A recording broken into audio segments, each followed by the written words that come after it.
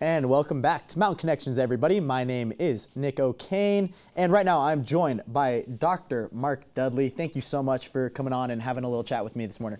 Well, hey, thanks for having me. I'm glad I'm here. All right, and so not only are you just a chiropractor, but you have a specific practice that you do with your medicine. Go ahead and tell me a little bit about what you do. All right, well, I'm a chiropractor for one, so I do traditional chiropractic, but back in about 2005, I got introduced to this work called quantum neurology. And quantum neurology it's more of a functional neurology work where we work with a lot of athletes, we work with a lot of people that used to be athletes, where we try and figure out what's going on with the body and how can we work it better. So most of my patients actually, they've been to chiropractic, they've done rehab, they've done standard medical, and so they kind of come in still dealing with their problem, and so we kind of take a step back approach and say, okay, what might be missing and what can we do different? And so it's kind of hard to explain, but the product is, we get people really functioning at their optimum health and try and help them keep that way. And of course, with Utah being as active as a state it is, I'm sure you guys get a lot of business, especially with all the cyclists, the skiers, and all the outdoorsy people. So what type of people are you usually getting into your office? All types. Right. I mean, really, it's, I love it when we have a professional athlete come in because they're already committed. They're eating healthy, they have a good exercise routine, they have a really amazing body awareness. And so they might come in and we work with them not because they're in pain, just because they know they're off. And they want to be functioning at that truly optimum level, which is something that the rest of us only dream of. But a lot of times we're dealing with people that they've been compensating for such a long time and they've been functioning not improperly, and they want to get back into cycling. They want to get back into running because they've been told they should stop doing those things. Right. And so it's kind of a neat opportunity to kind of start working with them and look at things where we can get them doing those things again. Maybe not like when they're in their 20s. Right. Right. But we get them back where they can do a lot better than they are. And that's a big thing too. I think as people get older, they slowly start letting themselves go a little bit and start reducing the amount of activity that they're doing, and then they think they can't get back to that same level anymore, which is why your practice is amazing, because you're telling them that you can do it. You might not be as fast or as strong, but you can get back to those same reps that you're doing and to get them to a higher level than what they were before. So, what type of activities do you guys usually do with these athletes to get them back to where they need to get? Well, it's funny. You'd say that. So if you think about it, if you have an injury and you say you sprain your ankle, right, you're going to be walking different. Yep. Right? So you're firing different muscles, your gait changes, and that's how we compensate. Well, let's say your body actually now starts compensating and that becomes your new normal. So you're just off. You're firing muscles differently than what they're intended to do.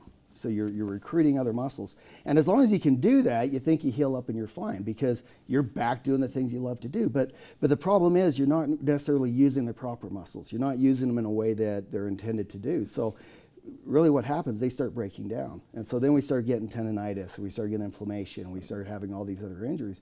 And that's usually what gets people to come into the office. Not really the problem, but their not ability to compensate and adapt anymore. Yeah. So what we do is we try and figure out really, what are they adapting with? What's actually the proper muscles that should be fired? Why are the nerves not able to do that, to control that? And we get the body actually retrained into firing the proper muscles again so the other ones can take a break. So we can use them when we need to, not necessarily all the time. Right. And now, does everything change based on what sport they're doing, essentially? Or is it kind of very similar with every type of physical activity? It depends. I mean, OSHA says the average kid by the time they're 13 has had 1,000 spinal traumas. So. Right.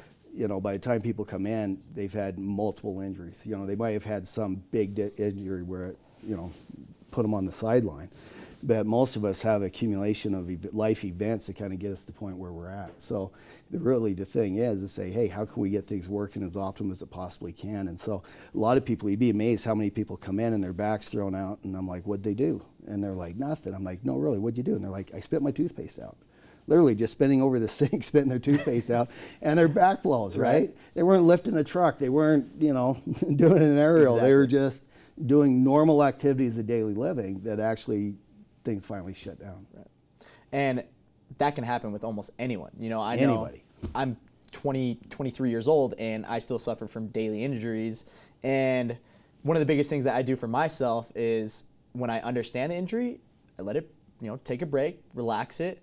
And then when I know that I have the time to, work it out, so I sprained my ankle last year. It was a horrible sprain, and it was super painful for me.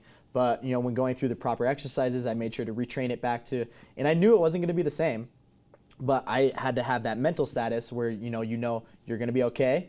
You have to make sure you're good to go, and then, proceed with life after that. So I'm sure that's, kind of similar to what you guys are doing over there, letting people know that, hey, this might not be 100%, but we can get it back to where you're happy again with, the activities that you're doing.